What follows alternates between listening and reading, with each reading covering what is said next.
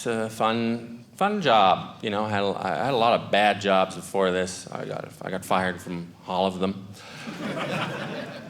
One job I got fired from, this is true, I used to be a house painter. I used to paint the outside of people's homes. And how I got fired from that job is, long story short, I painted the wrong house. It's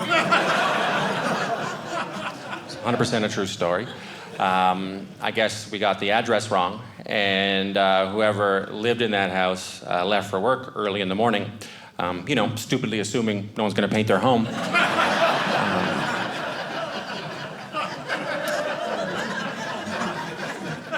And then we pulled in the driveway like 1 second later and committed a crime for 8 hours in the sun. And then our boss finally found us. This was like before smartphones. He finally found us. He was like, "Oh my God, you guys painted the wrong house." And this is how we solved the problem. Now pay close attention, right? We packed everything up and drove away.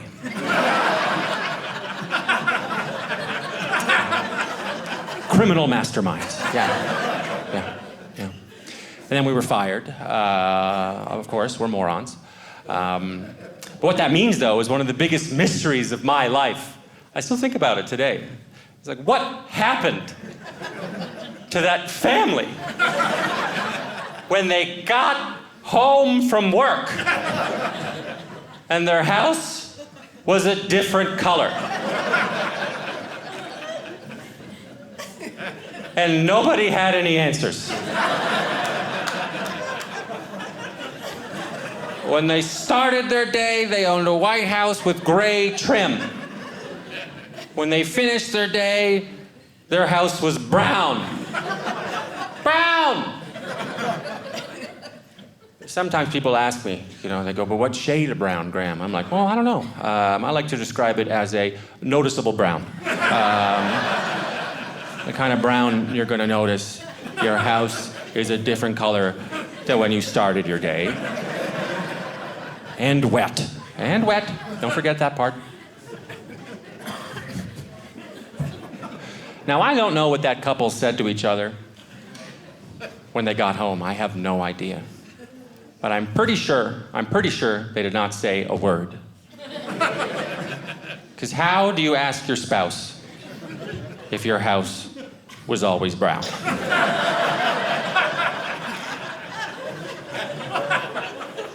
There's no way to ask that question.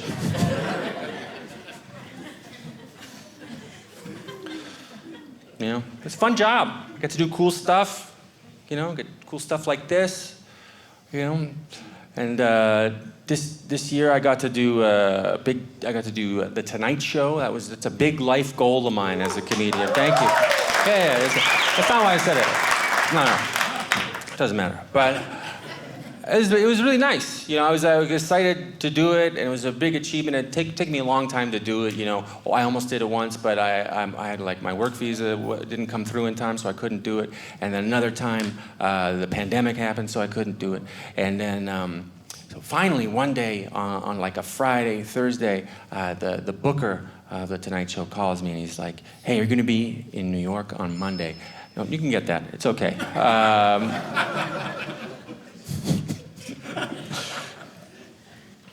It's okay. I'll just have to start that joke again. It's okay. Anyway, comedy, we've all learned tonight, depends a lot on momentum.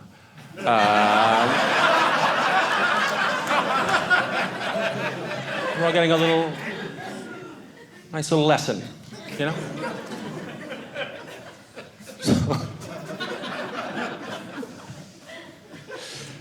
If you all, when you leave, if you could tell the people, the next show, the people waiting in line to come in, if you could tell them to silence their phones. It's okay. You're not the mayor, are you?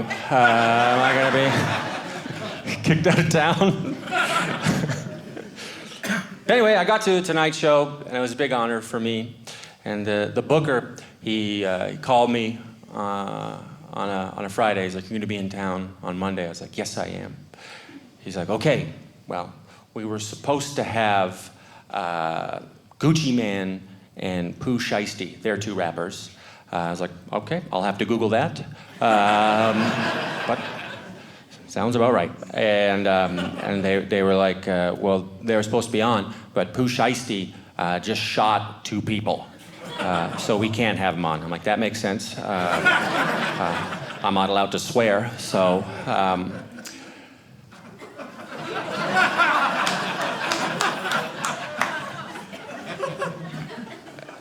So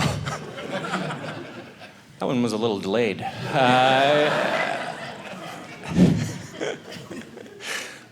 But yeah, so I finally got to do this huge, momentous life achievement I've been working towards my whole professional career. But in order for that to happen, 2 people had to die.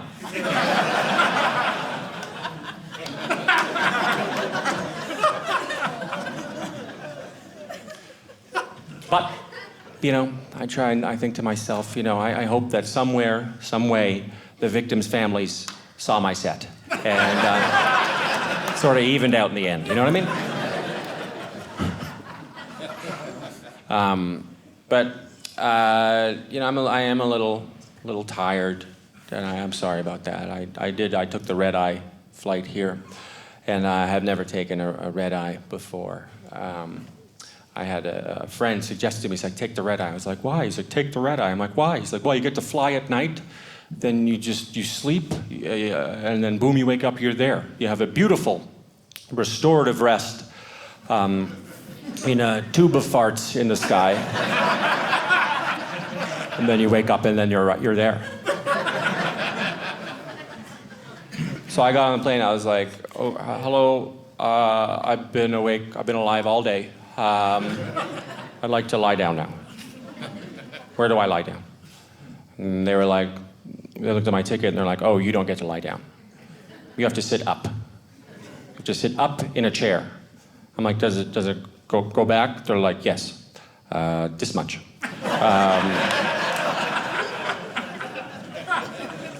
You better have that seat back up when we land. Because it is connected to the wheels, I guess. 27F is connected to the wheels, so have that up, or everyone dies.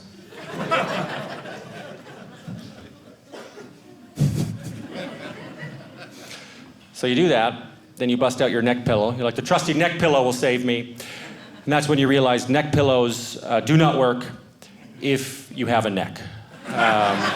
If your head is attached to your body in any way, shape, or form, you very quickly realize that you have just purchased a beanbag scarf. What if you're hot? You have to twist that little thing. The thing that shoots just one needle of air, just enough to give you one dry eye. You're just like, oh. That thing that sucks up all the first-class coughs and then shoots it in your face? Just,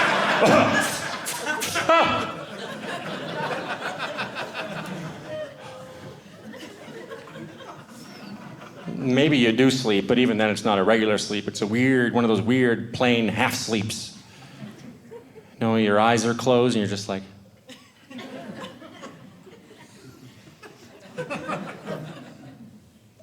My eyes have been closed for 3 hours. Am I asleep? Maybe I'll get a tomato juice. And then you wake up and you have the flu. So.